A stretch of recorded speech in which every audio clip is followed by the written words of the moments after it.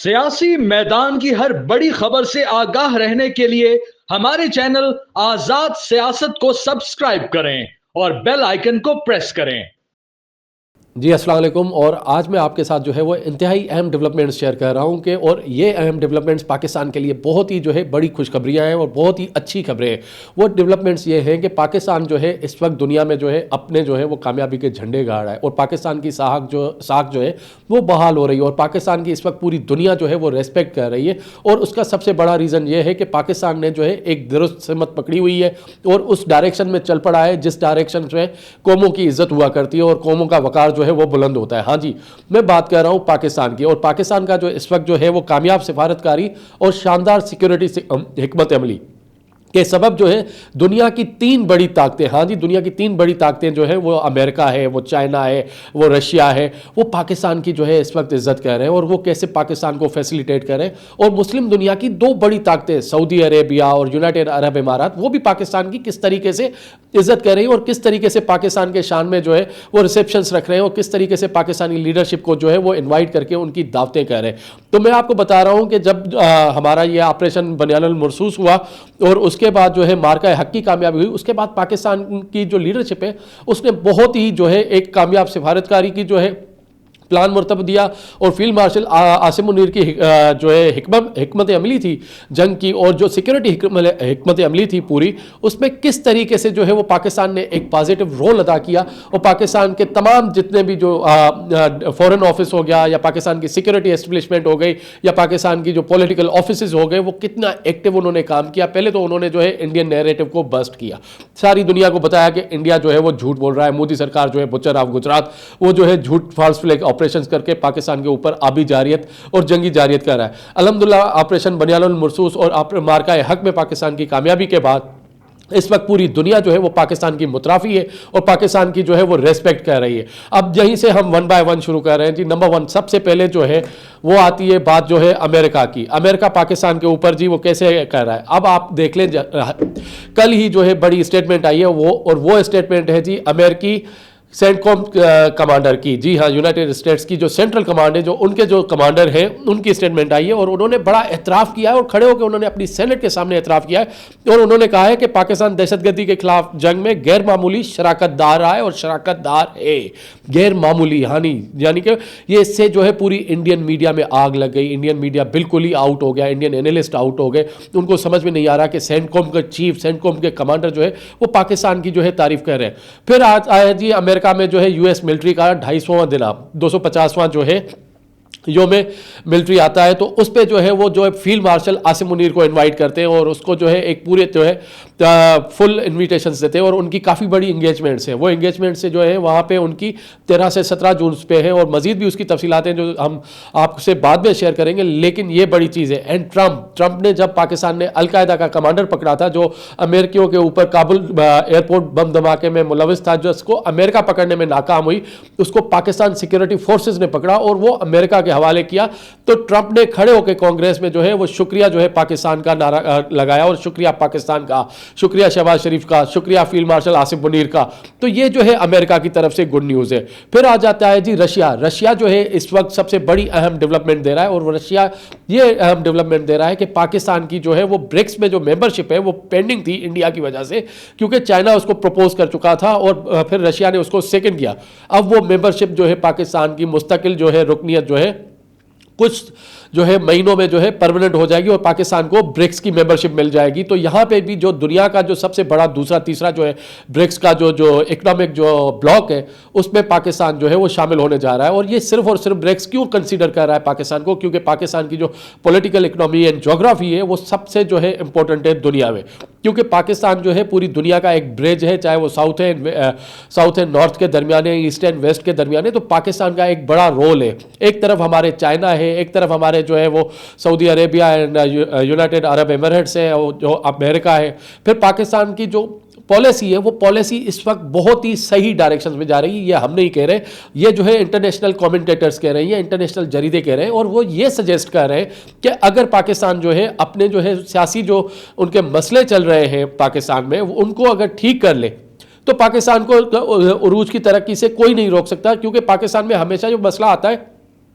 वो political turmoils की वजह से आता है। लेकिन इस वक्त अल्हम्दुलिल्लाह पाकिस्तान के जितने इंडिकेटर्स हैं, क्योंकि पाकिस्तान ने जितनी इकोनॉमिक रिफॉर्म्स की है उसकी पूरी दुनिया के जितने भी फाइनेंशियल इंस्टीट्यूट्स हैं, चाहे वो IMF हो, वर्ल्ड बैंक हो, एशियन डेवलपमेंट बैंक हो, मूडीज हो, या उसके अलावा जितने भी इंटरनेशनल जरीदे हो, वॉल स्ट्रीट जर्नल हो गया, बैरेंस हो गया, तो वो सारे पाकिस्तान के मुतराफी है कि पाकिस्तान ने बहुत ही शानदार इकोनॉमिक रिफॉर्म्स किए हैं। और अगर पाकिस्तान ने ये रिफॉर्म्स कंटिन्यू किए तो पाकिस्तान 2030 तक जो है G20 इकोनॉमीज में शामिल हो जाएगा। हाँ जी, दुनिया की 20 बड़ी इकोनॉमीज में शामिल हो जाएगा। और पाकिस्तान की इकोनॉमी जो है इस वक्त बूस्ट कर रही है और पाकिस्तान में इन्वेस्टमेंट्स के बड़े मौके हैं। यहीं पर ही मैं आगे आपको बताता हुआ चलूँ तो तीसरी जो सबसे बड़ी पावर थी, जैसे बताया मैंने आपको, वो है चाइना। क्योंकि चाइना पाकिस्तान का जो है वो सिक्योरिटी एंड इकोनॉमिक पार्टनर है, और जो CPEC जो है वो फेज 2 में एंटर होने जा रहा है, और उससे जो है पाकिस्तान को काफ़ी सारे जो है फायदे मिलने जा रहे हैं।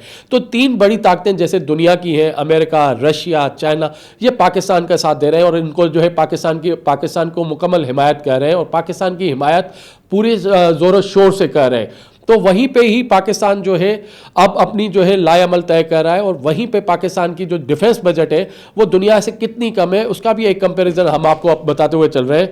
और वो कंपैरिजन ये है कि आपको मैं बता रहा हूं कि पाकिस्तान के जो डिफेंस बजट है, जैसे मैंने आपको कल भी बताया था कि डॉक्टर हफीज़ पाशा कहते हैं जी पाकिस्तान को इमरजेंसी फंड की ज़रूरत है, वार फंड की ज़रूरत है, कम से कम उसके लिए पाकिस्तान को 400 से 500 अरब जो है वो मुख्तस करने पड़ेंगे।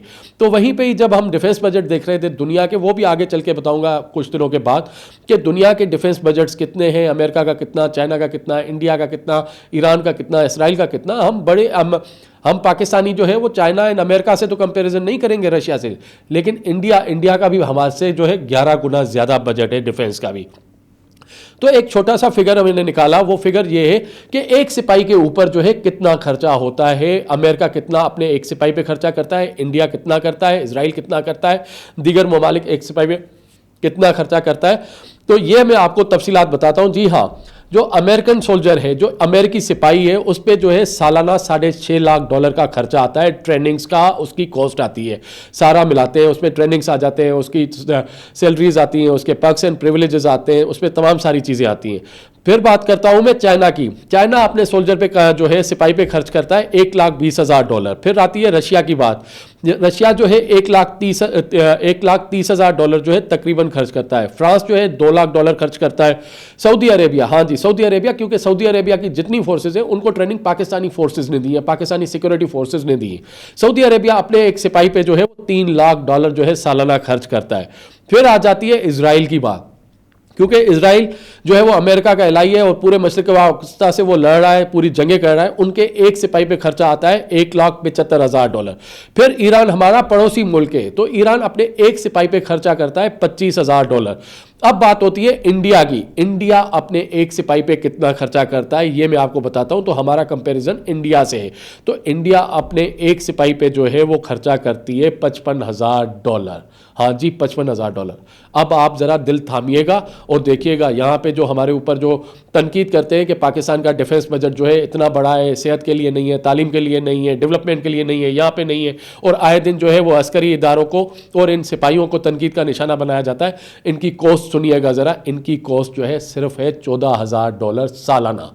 हाँ जी, सिर्फ $14,000 सालाना। यानी कि ये पाकिस्तान में अगर आप कुल मिलाएंगे ना तो ये बनेंगे जाके कोई 40 लाख रुपए के करीब बनेंगे, एक सिपाही की कॉस्ट है। तो वहीं पे आप देखें कहाँ अमेरिका का सिपाही जो $6.5 लाख का है, कहाँ ईरान का सिपाही $25,000 का है, कहाँ भारत का सिपाही जो $55,000 है, जिनसे हमारी जंग है, जिनके साथ हमारा कॉन्फ्लिक्ट है, जो हमारे ऊपर आबी जारियत, मिलिट्री जारियत, सियासी जारियत करते हैं, पाकिस्तान को जो है आइसोलेट करते हैं, वो जो है पाकिस्तान के ऊपर आए दिन हमले करते हैं। उनके एक सिपाही लेता है सालाना $55,000, और हमारा जो है एक सिपाही है, एक सोल्जर है, उसकी जो एवरेज कॉस्ट है वो है $14,000। यानी कि हम उस पर कह रहे हैं कि ये डिफेंस बजट हमारी खा गए। यहीं पे मैं आपको बता दूं कि जो हमारे बॉर्डर्स पे जो ग्रेड 17 के, 18 के और ग्रेड 19 के जो अफसर होते हैं पाकिस्तान मिलिट्री के, कैप्टन हो गया, मेजर हो गया, कर्नल हो गया, इवन ब्रिगेडियर्स जो होते हैं, वो सारे मिलके एक ही थैली में ना, एक शॉपर में, प्लेट भी नहीं होती बॉर्डर में, वो बॉर्डर में एक शॉपर में बैठ के खाना खा रहे होते हैं। और वहीं पर मैं आपको इस मुल्क की हकीकत बताता हूँ कि यहाँ के जो असिस्टेंट कमिश्नर्स होते हैं या DC साहिबान होते हैं, वो जाते हैं सब्जियों का रेट चेक करने और फ्रूट्स का रेट चेक करने, तो उनको चाहिए रिवो डाले डालें, रोको डालें। तो वो ये बजट का कंपैरिजन है कि बजट कहाँ और किस तरीके से यूज़ हो रहा है। तो ये जो मैंने आपको बताया एक कंपैरिजन के एक सिपाही के ऊपर कितना खर्च होता है, तो आपको जो है अपने डिफेंस बजट के ऊपर एक स्पेंडिंग्स करनी पड़ेंगी। वो इसलिए करनी पड़ेंगी कि वो दुनिया में ज़रूरत है। इस वक्त जितने भी दुनिया की मिलिट्रीज़ हैं, जितनी भी सिक्योरिटी थ्रेट्स हैं, वो सारे ये बता रहे हैं कि पाकिस्तान में जो है एक सिक्योरिटी थ्रेट है और परमानेंट सिक्योरिटी थ्रेट है, क्योंकि हमारे जो है चारों तरफ से जो है दुश्मन है। भारत जो है डायरेक्ट भी हमसे लड़ता है, भारत अफगानिस्तान से प्रॉक्सी करके भी पाकिस्तान से लड़ता है, टीटीपी को सपोर्ट करता है, बीएलए को सपोर्ट करता है। तो भारत का नेक्सस तोड़ने के लिए हमें अपने डिफेंस को स्ट्रॉन्ग करना पड़ेगा और इन सिक्योरिटी थ्रेट्स को जो है मुंह तोड़ जवाब देना पड़ेगा, जिसके लिए हमें जो है फंड्स चाहिए। और ये मैं नहीं कह रहा, ये जो है डॉक्टर हफीज़ पाशा कह रहे हैं, दीगर इकोनॉमिस्ट कह रहे हैं, दीगर जितने मिलिट्री एक्सपर्ट्स हैं और इंटरनेशनल जिन लोगों के ये फिगर्स हैं। मैंने बताया कि कहाँ पे जो है वो अमेरिका का एक सिपाही जो है $6.5 लाख लेता है, वहीं पे पाकिस्तानी सिर्फ $14,000 लेता है। चले अमेरिका से मुकाबला नहीं है, लेकिन भारत से तो है हमारा मुकाबला। तो भारत के एक सिपाही के ऊपर जो है वो $55,000 सालाना लगते हैं, पाकिस्तान के एक सिपाही के ऊपर सिर्फ $14,000 लगते हैं। और जो है भारत का जो मिलिट्री बजट होने जा रहा है वो $110 बिलियन होने जा रहा है, और पाकिस्तान का इस वक्त सिर्फ मिलिट्री डिफेंस बजट जो है वो $9 बिलियन है। तो आप ज़रा खुद ही फैसला करें और ज़रा इस पर गौर व फिक्र करें, और हुकूमत से मैं तो अपील ही करूँगा कि इसको रिव्यू करें कि किस तरीके से इन थ्रेट्स को निपटा जा सकता है और किस तरीके से अपनी कैपेबिलिटीज़ को हम बढ़ा सकते हैं। Thank you ji.